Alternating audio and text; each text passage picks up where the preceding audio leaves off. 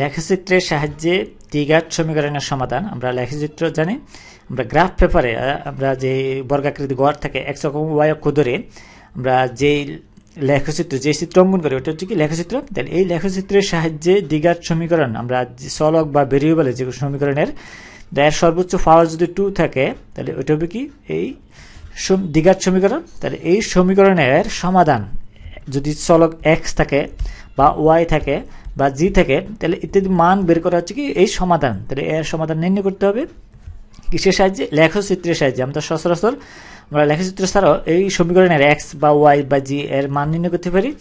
এরকম যদি একটি সমীকরণ দেওয়া থাকে দ্বিঘাত সমীকরণ, স্ট্যান্ডার্ড সমীকরণ আমরা জানি এই A X square plus B X plus C, এটা একটি কি দ্বিঘাত সমীকরণ। আমরা এটা একটি কি দ্বিঘাত সমীকরণ।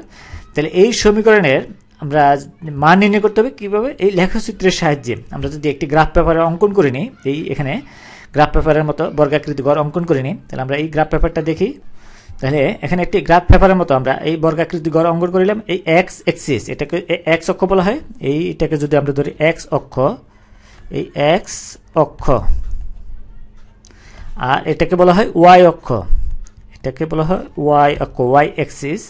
তাহলে এই অক্ষ, তাহলে এই অনুসারে এক্স অক্ষ এবং ওয়াই অক্ষ অনুসারে আমরা বিভিন্ন মানের জন্য এই বর্গাকৃতি প্রতিগুলির গড়কে একক ধরে আমরা এই মানকে স্থানাঙ্ক করতে পারি। আমরা যদি এরকম ওয়াই ইকুয়ালস টু যদি এই সমীকরণটা লিখি A X square plus B X plus C, তাহলে এই সমীকরণটা যদি ধরি মনে করি এরকম যে মনে করি যে এই ওয়াই ইকুয়ালস টু এই সমীকরণ, তাহলে আমরা এই সমীকরণের এক্স এর যেই সকল মানের জন্য ওয়াই এর মান 0 হয় তাহলে ওইটা হবে ওই সমীকরণের সমাধান এক্স এর মান। আমি যদি আবার বলি যে এক্স এর যেই সকল মানের জন্য ওয়াই এর মান 0 হয়, ওয়াই এর মান কি হবে? এই ওয়াই যে সকল মানের জন্য ওয়াই ইকুয়ালস টু 0 হয় তাহলে ওই এক্স এর যেই মানগুলি পাওয়া যাবে ওই সকল মানে হবে এই সমীকরণের সমাধান। আমরা যদি একটু লিখে নিই যে এক্স এর যেই সকল মানের জন্য ওয়াই এর মান, বা আমরা লিখতে পারি এই ওয়াই ইকুয়ালস টু 0 হয়, এই এখানে 0 হবে, তাহলে ওই এক্স এর ওই সকল মান হবে এই সমীকরণের সমাধান। আমরা যেই সমীকরণ ধরব তাহলে ওই সমীকরণের এক্স এর মান হবে ওই সমীকরণটির সমাধান।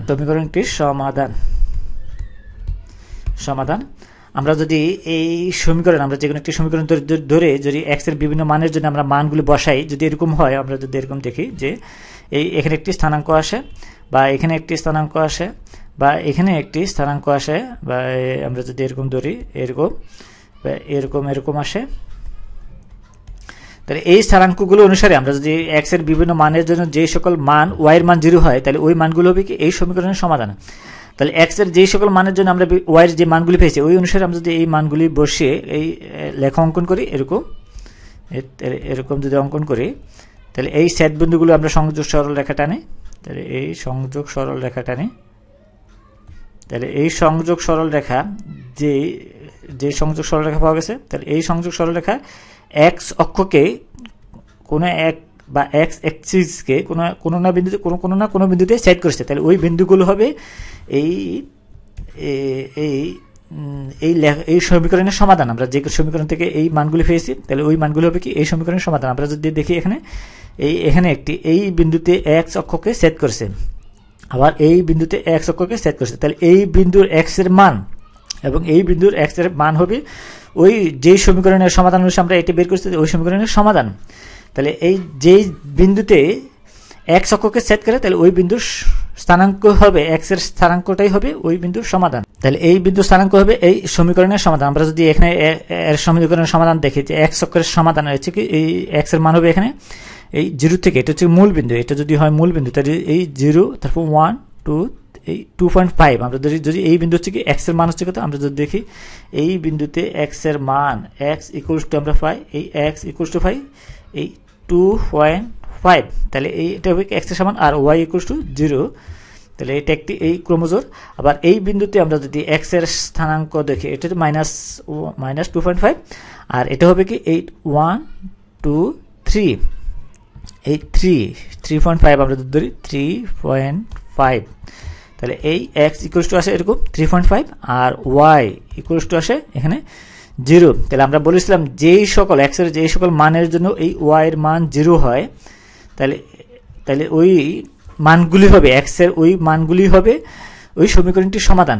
আমরা যে সমীকরণের অনুসারে আমরা এই মানগুলি বসিয়ে এই লেখাটা অঙ্কন করছি তাহলে ওই সমীকরণের সমাধান। তাহলে এখানে আমরা বলতে পারি সুতরাং নির্ণয় সমাধান, এই নির্ণয় সমাধান হবে এই সমাধান এক্স ইকুয়ালস টু আমরা পাই এই মাইনাস 2.5 মাইনাস আমরা যেহেতু এই মূল বিন্দু থেকে বাম দিকে মাইনাস হবে তাহলে 8 মাইনাস 2.5 আর একটা হবে কি 3.5। তাহলে এইভাবে আমরা লেখচিত্রের সাহায্যে গ্রাফ পেপারের সাহায্যে এই গ্রাফ পেপারের মধ্যে লেখচিত্র অঙ্কন করে এই দ্বিঘাত সমীকরণের সমাধান করতে পারি।